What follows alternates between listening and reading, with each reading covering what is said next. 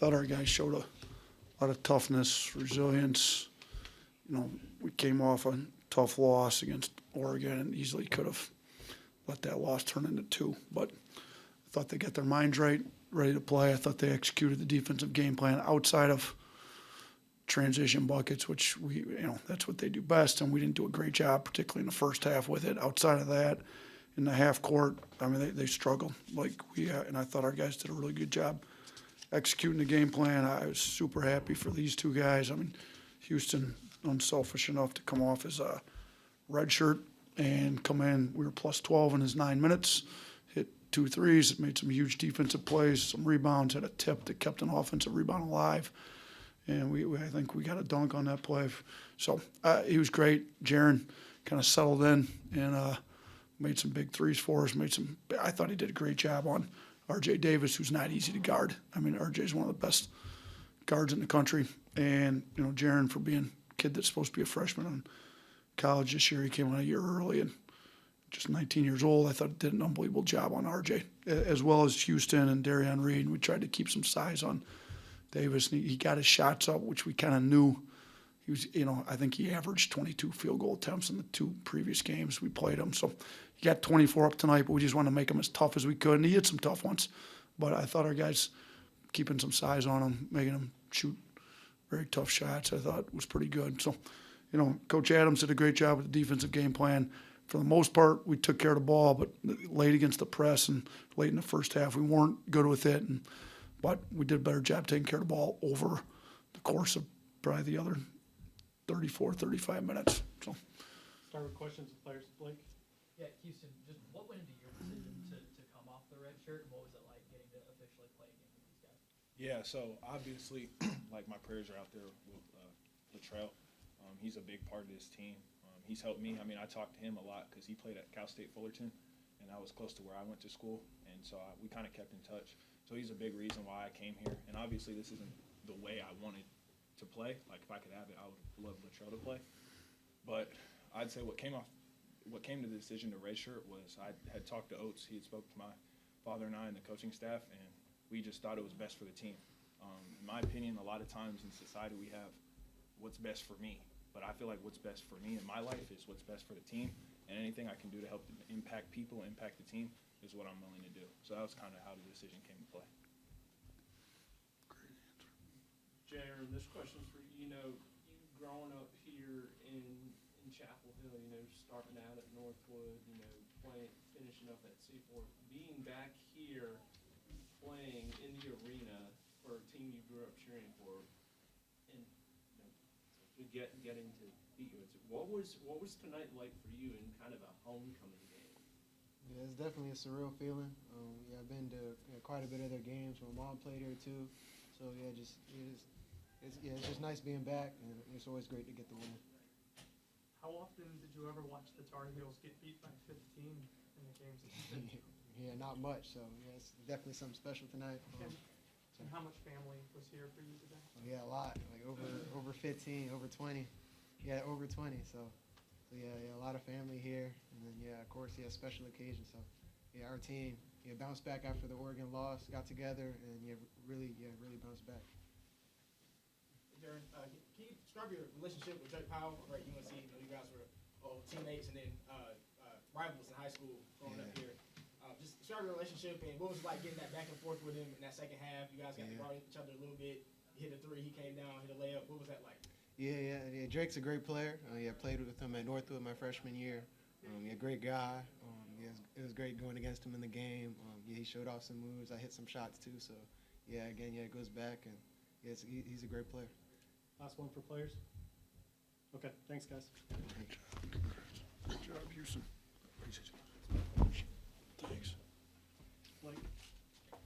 What do you just think of the overall defensive performance tonight in that area? I mean, like I said, it was not good in transition, particularly in the first half. Like we had 24 transition possessions for them. They scored 29 their points and for a 1-2-1. And then when they had to go in the half court, we had 39 points and 65 possessions for 0.6, which is, that's like best defense in the country type of stuff in the half court. The issue is We gave up so many in transition, and which is what they do best. And we just got to do a better job getting back. But I thought once we got our defense set, the shots that we were willing to give up is pretty much shots that they took, and they were contested jumpers. I thought our bigs did a great job going vertical at the rim. I thought, if you take away the transition, the second chance, our first shot half court offense was elite tonight. So we got to get all of it figured out. The transitions got to get better. The first shot was great, and then we got to be able to rebound the ball a little bit better. Nate, 22-1 against the ACC going into today, 15-point win here. What significance do you attach to that level of success? Yeah, it's good for our league. I think, we've got a really good basketball league. It was pretty good when I got here. Auburn was coming off a Final Four. Obviously, you got great tradition. Kentucky looks great. I know they took the loss last night, but they've done a great job so far this year. You got talent across the league. So I think to play a really good league like the ACC that's got all kinds of great tradition and do it. What are we in the challenge right now? It's 8-1 last night, right? 10-1 right now? Just 2. So it was 10-1, 11-1, whatever it is great. So I think it's obviously good because once you get in January, all you play is the SEC. So you need to establish yourself as an unbelievably great league in the non-conference, because then when we're playing all those teams, those games go a long ways. So even a tough loss on the road in the SEC is not really going to hurt you a lot in the committee's eyes if your league's doing this well in the non-conference. So great job by the league, emphasizing basketball. Really good coaches in our league and some really good athletes. And it's tough night in, night out. You got to play. I mean, this was a great environment, but some other great environments in the SEC we got to go into and win. So it's good we were able to go into an environment like this, get a win and get some confidence playing in a tough road environment. Emily. On the broadcast, it was said that Latrell Reisel had surgery today. Did you give us an update on that? Yeah, I texted with him a little bit this afternoon. The surgery was successful. He repaired his Achilles. His parents are in town with him. Our guys talked about him in the locker room after the game. He's a great kid, really good leader. We're going to surround him with a lot of support and care while he recovers, and wish him speedy recovery. Nate, you touched on it a moment ago, but what's gone into the SEC's basketball rise? A lot of people talk about that financial gap and resources. You mentioned the coaching. What do you attribute kind of the league's supremacy to? It's a good question. This is only my 6th year there, so the rise started before I got there. But it's climbed since I've gotten in there as well. I think what the stuff you did mention, I do think the financial resources are a big deal. I think the league decided they want to be good in basketball. It doesn't need to just be a football or baseball league. There's a lot of good sports, and basketball being one of the more popular sports in college athletics, they decided to put a big point of emphasis on. They hired a guy that's just in charge of men's basketball, Dan Leibovitz, I think was the first one. He's now at the Big East, and Garth Glissman's been unbelievable since he got there. So I think there's an emphasis on it by the administration, by the league as a whole. I think putting the resources that they need to, going out hiring great coaches that are able to recruit great talent. I mean, we've got more NBA players, I believe, than any other league, and typically have more NBA players in pretty much every draft. So we've got athletes with great coaches, and if you're not on your A game as a coach, you're not going to win. So I think it's just raised that. I walked in the league, and our big rival is Auburn, and they were coming off a Final Four. I got hired, and then they made the Final Four, shoot, a week after I got hired or so. So that, we had to try to match them. It took us 5 years. We finally got there.